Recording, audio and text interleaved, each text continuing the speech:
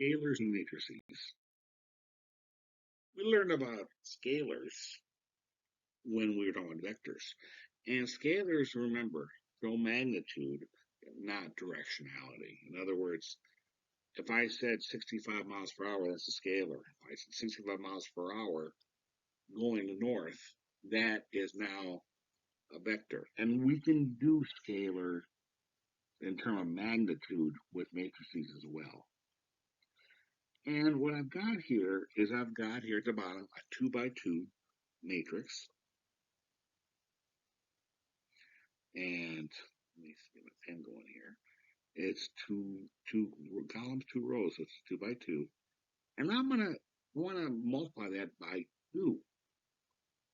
And basically all I'm doing is I'm multiplying 2 by every component, every element within this matrix. 2 times 5, 2 times 2 right here, 2 times 3, which is right here, and then 2 times 1, which is right here. And 2 times 5 is 10.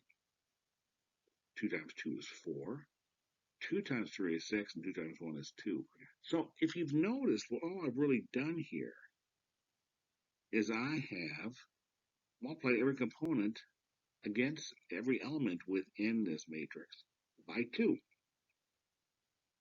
And you can see right here, 2 times 5 is 10, 2 times 2 is 4, 2 times 3 is 6, and 2 times 1 is 2. Very simple and straightforward. I just like showing you what's going on within each component. And it's still 2 by 2. Here's my 2 rows, and here's my 2 columns. 2 rows right here, and 2 columns.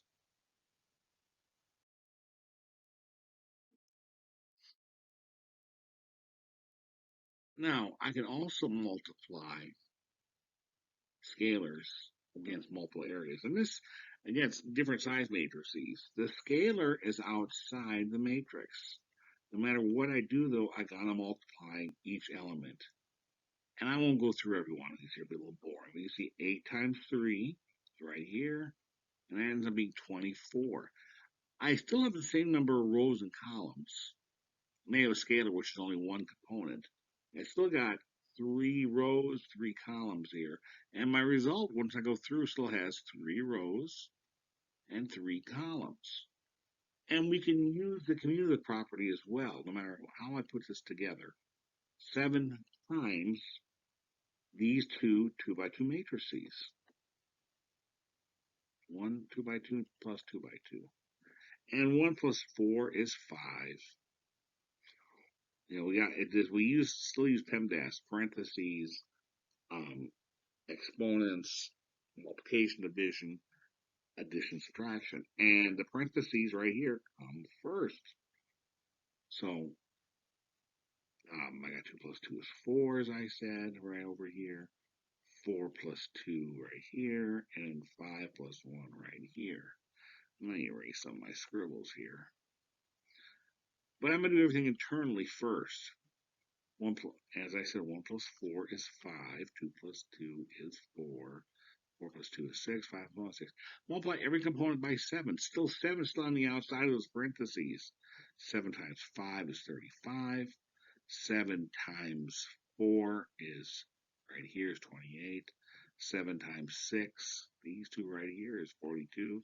And 7 times 6 is 42. Even with variables, we still use the basic algebraic um, rules. 3 times this matrix here, this is a 3 by 2 matrix. 3 times A is simply 3A. 3 times B is 3B. 3 times 2 is 6. 3 times 3 is 9. And then 3x is 3x, 3y is 3y. Now, talking about the distributive property here, and notice I've got 2 sets of scalars. I've got a 2 on the outer parentheses, and within these brackets, I got a 3. And I will get the same answer no matter which method I go about it, because the distributive property allows me to do this. Here's my matrix. It's a 2 by 2 matrix. We're on top here. 2 by 2, 5, 4, 8, 1, which is right here. And it's bracketed, running this matrix. And then on the inter parentheses, I got a 3. And the outside of those parentheses, I got a 2. If I go by the inside, 3 times 5 is 15. 3 times 4 is 12. 3 times 8 is 24. And then 3 times 1 is 3. And that's what I got the answer right here. So I got the 2 on the outside. 2 times 15 is 30. 2 times 12 is 24. 2 times 24 is 48. 2 times 3 is 6. Or what I could do, use a third property, I can also multiply 2 times 3, and that is on the outside of the matrix. 2 times 3 is 6, and 6 times 5 is 30. 6 times 4 is 24. 6 times 8 is 48. 6 times 1 is 6. Notice these are the same answers here, and the distributive property allows us to do this.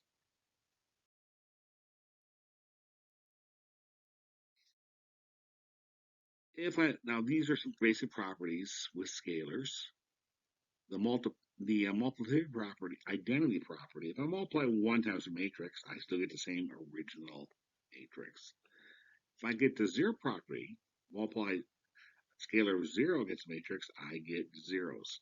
And we will use a lot of this. We use matrices quite a bit when we're talking about animation because of multidimensionality here. And when we look at cartoons with CGI especially, it is run by an X component, a Y component, and a Z component. How it's coming towards you, if it's going up, it's going down, and we can use these. We use these identity properties to bring something back to its original area, or to make it disappear, or even double it in size.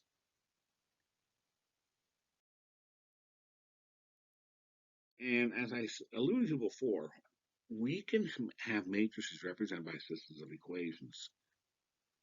If I've got an equation, 3 equations here, 2x plus 3z plus y equals 7, I'm going to use those numbers in front. And because I know my first row is going to be x, my second row is going to be y, my third row is going to be z. And then this is my responding answer right here.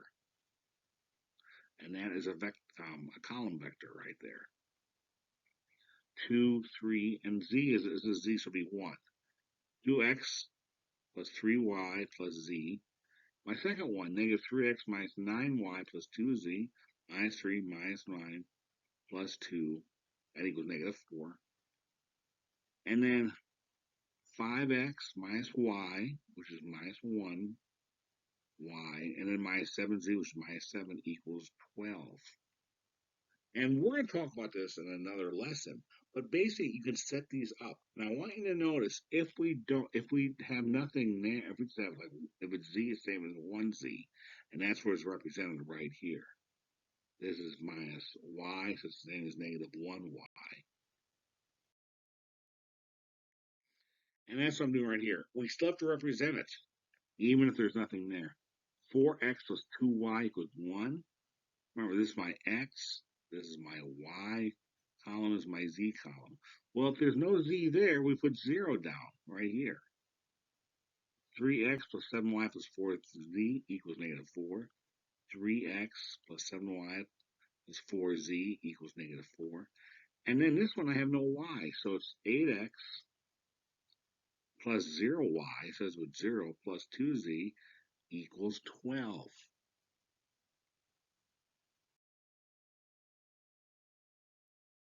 Now we can use matrices to transform geometric figures on the XY plane. And this is another where we use computer graphics for this quite a bit to animate things. And what I have here, if I've got, notice one, like I said, this is my first row.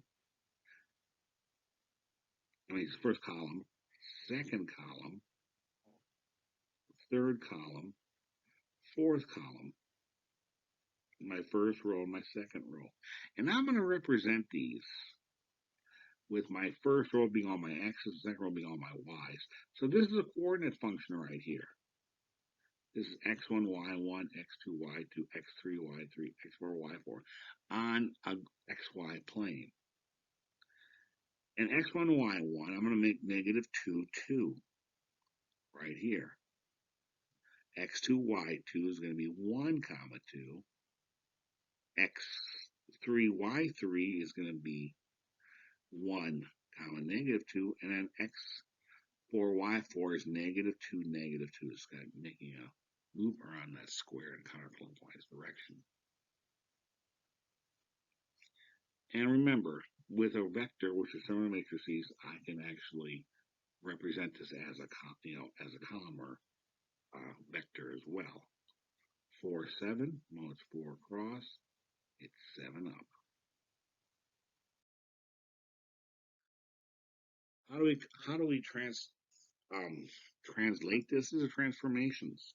This is my original equation here. We were talking. Well, I did on the previous page. Well, and this is a slightly different scale. And notice it's around. We've got, it's not quite centered on the origin, but I've got 2 to the right, and it's 4, 1 to the right and 2 up, which is right here, different scale, 1 and 2 up. If I want to slide this rectangle, x plus 2, y plus 3, I'm going to take my original components, x plus 2. Every time I see an x, I'm going to add 2 to it. Right here, a negative 2 plus 2, 1 plus 2, another 1 plus 2, negative 2 plus 2, and the same thing on all the y's, but except for y's, it wants plus 3. So that would be 2 plus 3, and then 2 right here. Here's my 2 plus 3, 2 plus 3, negative 2 plus 3, and a negative 2 plus 3. I'm going to put those together. Negative 2 plus 2 is 0. 1 plus 2 is 3. 1 plus 2 is 3. Negative 2 plus 2 is 0. 2 plus 3 is 5. And for the first y, 2 plus 3 is 5. Negative 2 plus 3 is 1. Negative 2 plus 3 is 1. And I'm going to erase this here. But basically what I do have is I've moved it to the right 2 and up 3. And by using this with matrix, it's much easier to translate. You can see I've just moved it straight up and to the right. But every one of these areas goes from to the right 2, up 3, to the right 2, up 3, to the right 2, up 3, and then here's this last one, to the right and up 3. And there is my new translated square using matrices. Now, I can also shrink or expand it. We remember these. These are called dilations. Use my same original square as 2 slides ago. And I'm going to dilate it by a factor of 3. All I've done is I've got my same original coordinates for that square. And I'm going to multiply every component by 3, by a scalar. And what do I get? You can see it scales it by a factor of 3 all the way across. In fact, if I look at this was originally 2, and then it's 1, 2, 3, 4, 4.5. Let's see. And then I got right down here. This is 2, 1, 2, 3, 4, 5, 6. So really, we're doing it by a factor of 3. Let's just say this is 1/2. Yeah, that's almost 3/4. So, and that's why this is. So it's a factor of 3 going this direction, a factor of 3 going this direction. We've expanded it from the origin. It still has this where it starts out, but expanded outward.